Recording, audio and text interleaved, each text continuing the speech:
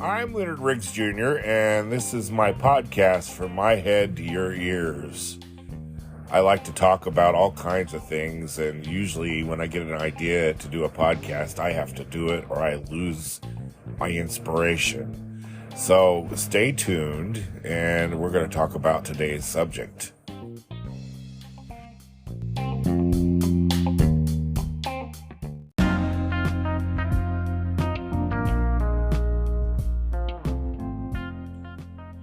As a caregiver, there's a lot of sitting and watching, and my mom loves to watch movies still, even though she's pretty late in her stage of Alzheimer's. So I have a huge movie collection because I am a huge movie fan. Now, I prefer older movies. Newer movies just don't do it for me. Something's lost in the movies of today that I just can't quite connect with. So I always dip into my collection, and I've decided to have these little specially themed movie festivals where I watch movies that adhere to a certain theme.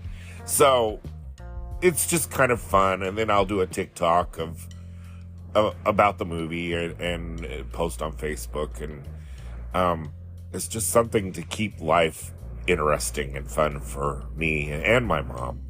So I'm going to talk about some of my favorite movies that maybe you've never heard of, or maybe you didn't know or wouldn't think I'd like, because I'm a unique person if I'm not anything.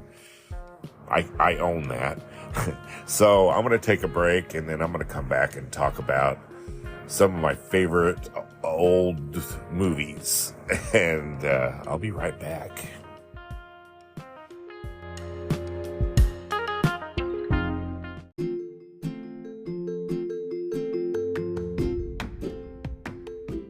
I'm back, and as I said, today I'm going to talk about my favorite movies.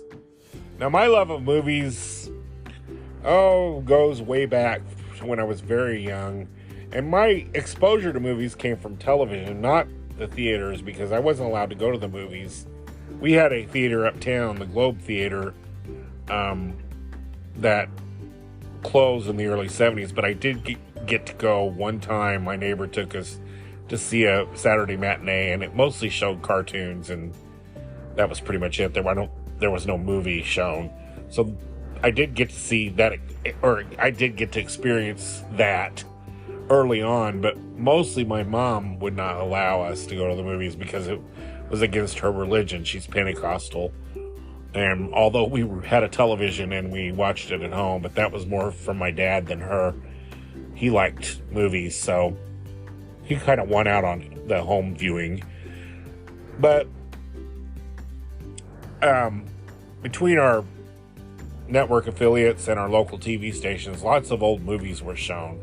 And my first favorite movie is probably everybody's first favorite movie, is The Wizard of Oz, of course. And I saw that probably the first time that I can remember, when I was 3 years old, 2 years old, but it was shown yearly at holiday time, depending on when you were born. I think it was shown at Christmas at one point, but when I was a little kid, they showed it at Easter time. It was a spring thing, and I remember seeing it on Easter break, and it was an event in my house because you only saw it once a year, and it made it special. But we had a black and white television, and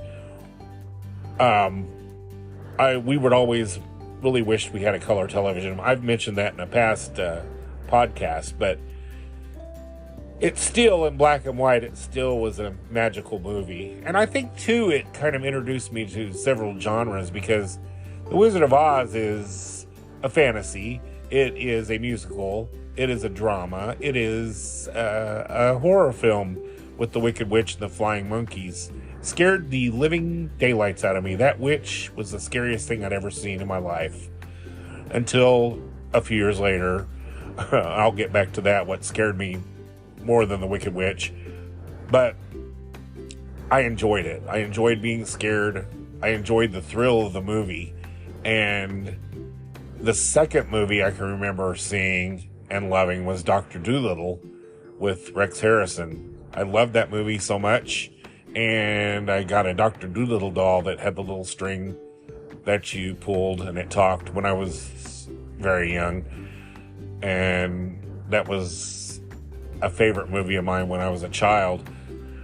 And probably the third favorite, another fantasy movie, was Chitty Chitty Bang Bang with Dick Van Dyke and Sally Ann Ho. And that also had an element of scariness to it with the guy that captures children with that long nose. I smell children, you know, that guy. Scared the living daylights out of me. I would flop sweat when he came on screen. Just scared me to death. But again, I loved the movie. I loved being scared. But later on, the real scares came late at night when our local CBS affiliate would air the Hammer Dracula movies, and we would beg to stay up and watch them. And the sight of Christopher Lee, a 6'5" Dracula with blood coming out of his mouth and those fangs and those red eyes. Of course, again, I was seeing these in black and white, but he still looked scary in black and white. I wasn't really familiar with the Universal monsters at that point.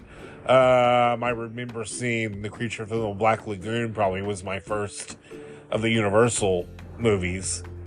Our local affiliates would show recently released movies. When I say recently, maybe a year or two after they were released, edited for television. And of course by then the Universal movies were quite old, so they were probably shown on afternoon movies. It's kind of vague to me, these memories, but I do remember seeing The Creature from the Black Lagoon.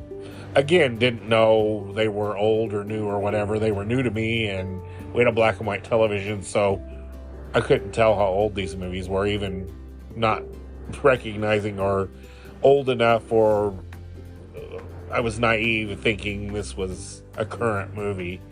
And really, back in 1970, 1950 was only 20 years prior. So, you know.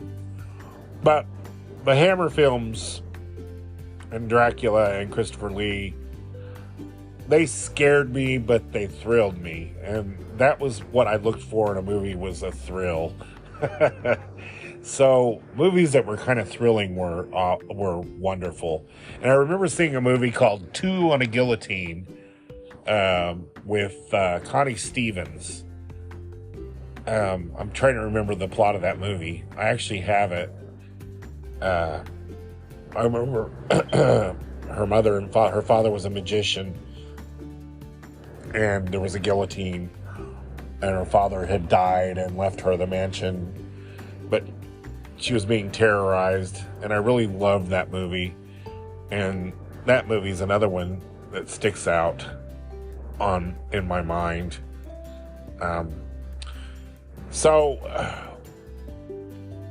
Seems like horror films. The Haunting. I remember seeing The Haunting on a TV airing, and I remember the spiral staircase and the just general creepiness of the movie. Of course, it was filmed in black and white anyway, so, you know, watching in a black and white movie on a black and white TV, it really didn't matter, I guess. The other movie, I remember one summer, it was particularly hot out, and my parents had a TV in their room, and we were in our bedroom, and we had no air conditioning. We had a fan, and it was just so hot out. So our parents ended up letting us sleep on the floor in their room with them, because they had an air conditioner. Because my dad had an office job, and he had an air conditioner in his bedroom. So we all camped out, and we watched The Fall of the House of Usher, the Roger Corman film with Vincent Price. And that movie was pretty crazy. I love Roger Corman Poe films. Those are amazing. I'll always have an affection for those. Irv Kopey, later in my youth, Irv Kopey was a local TV personality on our local public station, and he would show horror films late at night. And that's where I got to see the Universal films. And that's also where I first saw a movie called The Uninvited from 1944 with Ray Milland and Gail Russell. I fell in love with that movie as a child, but it was kind of it was an old movie, obviously, kind of a lost, forgotten movie. But this time, if PBS was showing it, it was in public domain. And so, they pulled that out. But I remember being really in love with the movie. I wanted to see it again. But it was years later when I would see it. But it always stuck in my head. And apparently it did a lot of people, because they've finally released it on Blu-ray from the Criterion Collection. I've got a great copy of it, and I still watch it several times a year. The movie totally fascinates me. I don't know why. It's one of those I can watch over and over and over. Of course, television showed theatrical movies, and I remember watching The Poseidon Adventure and The Towering Inferno, all those Irwin Allen disaster movies. Those were a lot of fun. Of course, they would have star-studded casts, and they would all be in peril. I remember Shelley Winters, who was kind of overweight at the time, playing an old Jewish grandma, but she really wasn't that old in this movie. But she was playing an old Jewish grandma, and she was swimming underwater in The Poseidon Adventure. And that scene kind of, I remember that was a scene I took away from the whole movie that I recalled. But I love the Irwin Allen movies. They're actually a lot of fun to watch. Along those lines, too, the airplane movies. I'm sorry, the airport movies. The airplane movies were the parodies of the airport movies, but they were in the same vein. An all-star cast and an airplane who's crashing or out of control or whatever. There were several of those movies, and those were a lot of fun to watch, too, when I was a kid.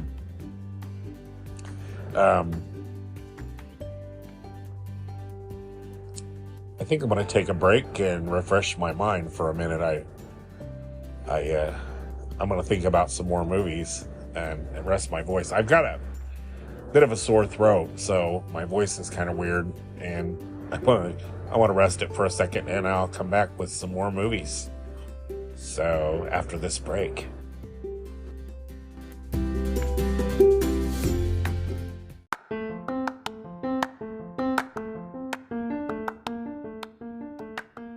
I'm back, and I'm talking about movies and my favorite movies and movies I remember. Like I stated before, a lot of my early movies, most of my early movies, well, all of my early movies came from watching on television.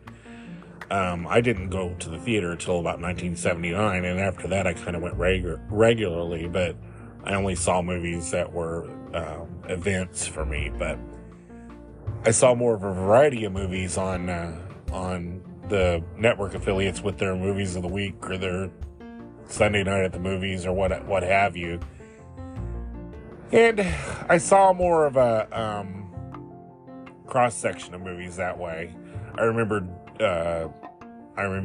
seeing What's Up, Doc? With Barbra Streisand and Ryan O'Neal.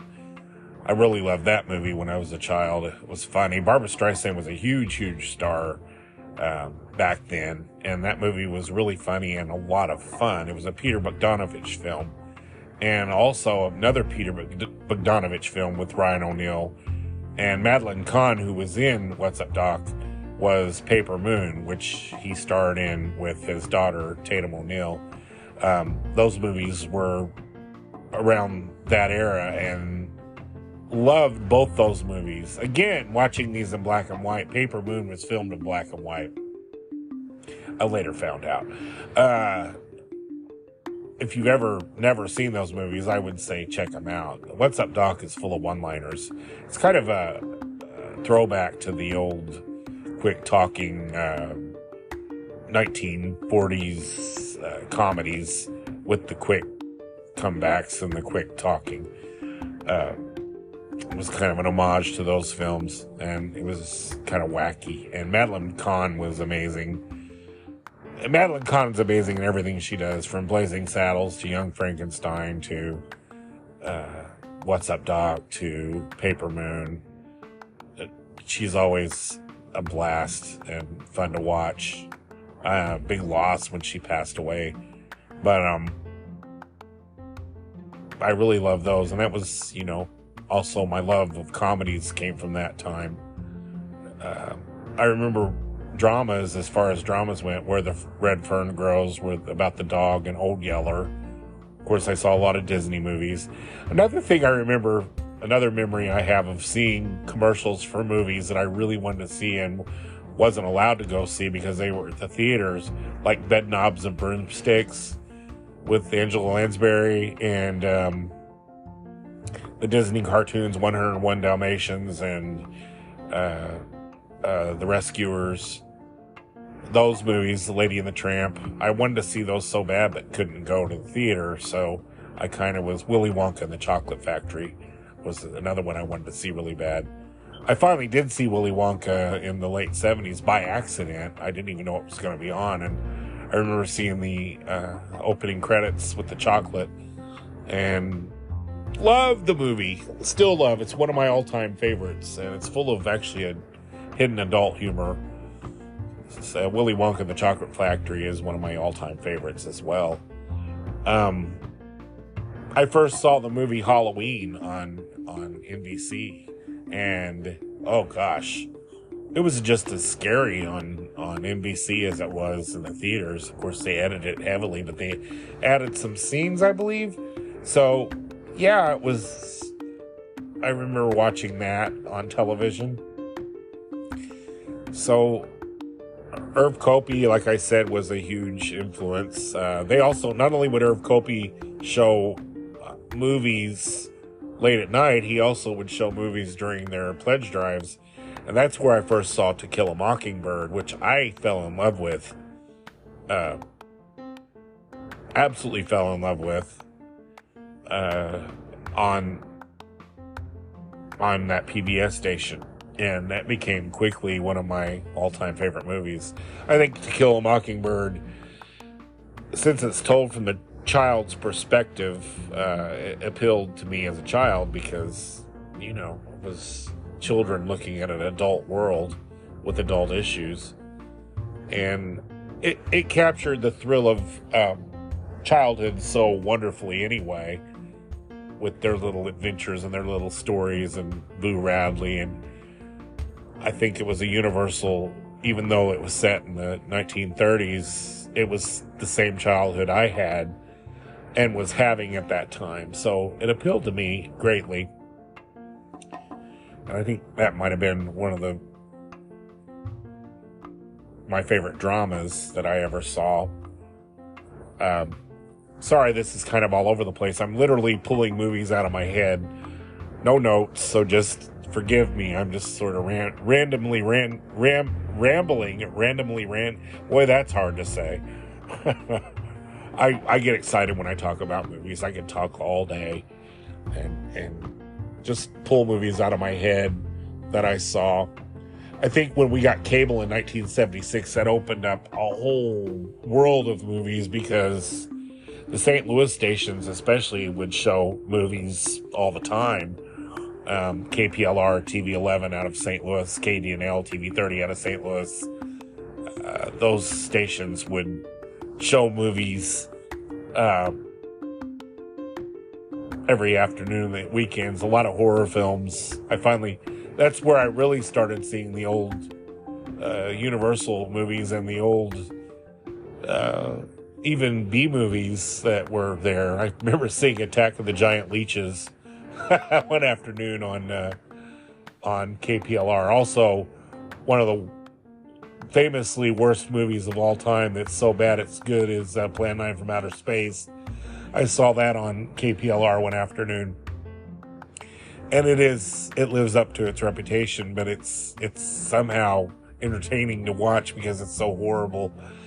This was long before, what was the name of the show? Mystery Science Theater shows bad movies and they make fun of them. But I remember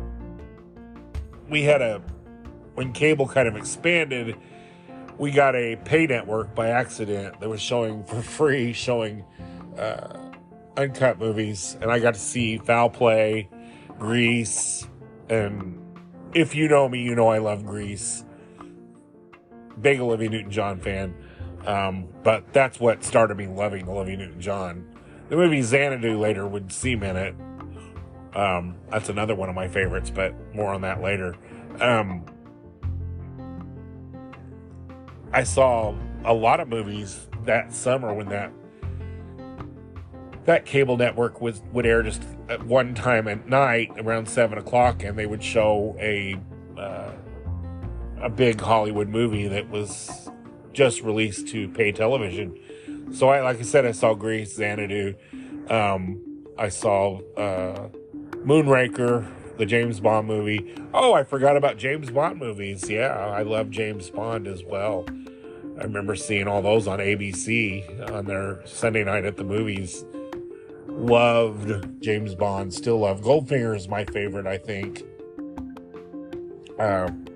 No, I know. I like Moonraker too, actually. Oddly enough, both the theme songs are sung by Shirley Bassey. Moonraker and Goldfinger. No,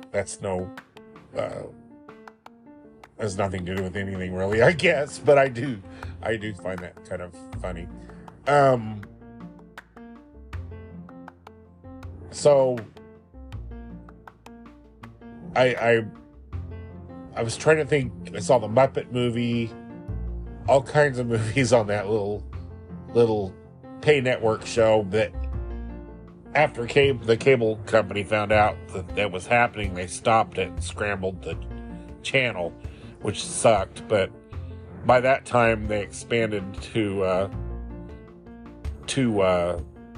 our cable had Showtime, and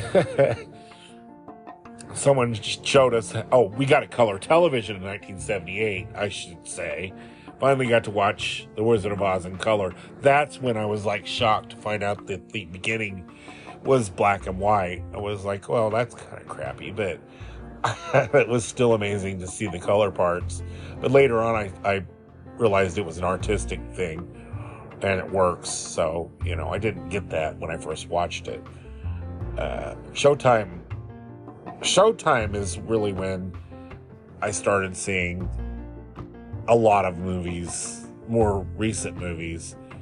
Norma Rae with Sally Field and all these great movies. But in 1979, the big thing that changed was Star Trek: The Motion Picture. I was a huge Star Trek fan, and I was really eagerly anticipating this movie, and I begged my dad to take me, and my mom agreed I could go, and it was rated G, and it was playing at Carbondale Foxy Skate, which at that time was a one-theater movie screen, so the screen was huge. It was kind of old-fashioned, had red velvet walls, if I recall, and it was huge, and the screen was huge. And it was a great first movie experience because Star Trek was a very, very much a big screen movie. It was, bigger than life. Even though it was boring to many people's standards, I loved the movie. And I still have a major affection for it because of the father-son outing that me and my dad had, and the fact that was my first movie theater movie, and it was Star Trek. So after that, I began to see a lot of movies, and when my sister started driving, we would go and see a lot of movies, and my dad would go. We would go to Benton, Illinois, to the Toller Theater, and we would see, oh gosh, what all did I see? I saw Flash Gordon and Xanadu, and that's the other Olivia Newton-John movie that I absolutely love. I know it's a total flop, but it's one of my fanboy favorites. It's like watching a music video of Olivia Newton-John. She looked absolutely beautiful. The scene with Gene Kelly where they're dancing makes me smile from like an idiot. And the music is awesome. But alas, it was a box office flop, and as a kind of a joke with a lot of people, but I love the movie. And it still makes me feel good, even though Olivia passed last year, which was horrible. But she lives on through her movies and her music. So anyway, my sister, I saw Halloween 2 at the theaters. I saw Superman 2 at the theaters. Oh, forgot about Superman. I do love the Christopher Reeve Superman movies. That was an amazing movie. Still love it. When I said I find today's movies a little overblown with the theater and the CGI effects. I don't like all that. But I do like the Christopher Reeve Superman movies. God, there's so many, and I feel like I'm just going all over the place with this. So I probably should have taken some notes and did this a little more structured, but that isn't the way I roll. I just kind of roll things off the top of my head. So, we saw a 3D movie. My first 3D movie experience was a film called Coming At Ya. And I want to say it was in the early 80s, maybe 82. I'm not sure, maybe 80. Maybe 1980. But it was a pathetic excuse for a movie, but it was just showing off their 3D effects. I don't remember. There was a plot, some kind of Western thing. But the 3D effect was pretty amazing. And I remember... I'm thinking maybe it was 82 because my hair was out of control, 81, 82. Because once puberty hit my hair, I turned into Napoleon Dynamite. I was Napoleon Dynamite before there was a Napoleon Dynamite.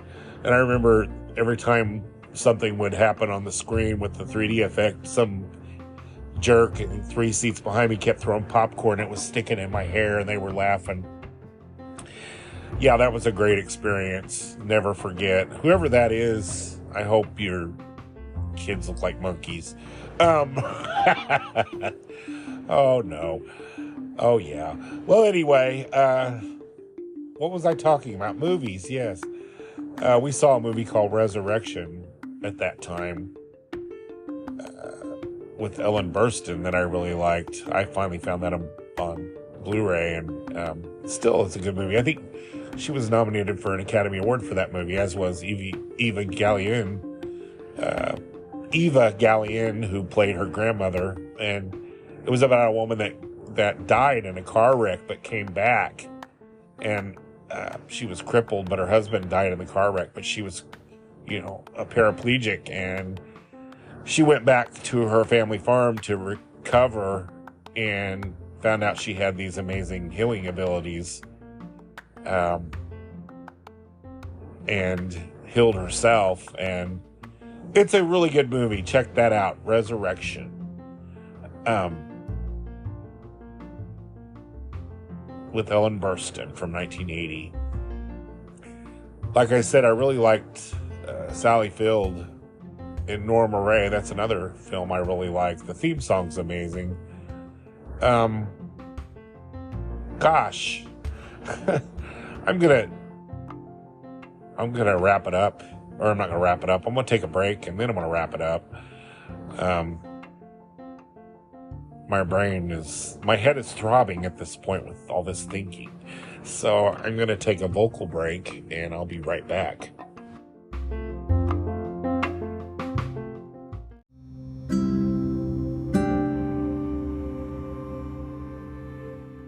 I'm Leonard Riggs, and I'm back after a short break.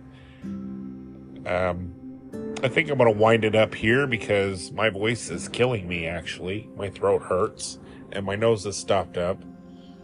I don't know if I've caught a cold, or I'm catching a cold, or just allergies, what have you, but it's making talking a little difficult.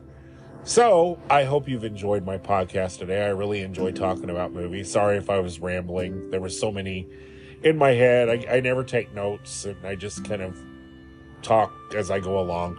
I think I pointed that out. But I just would like to say, too, that my father was a great influence on my movie watching.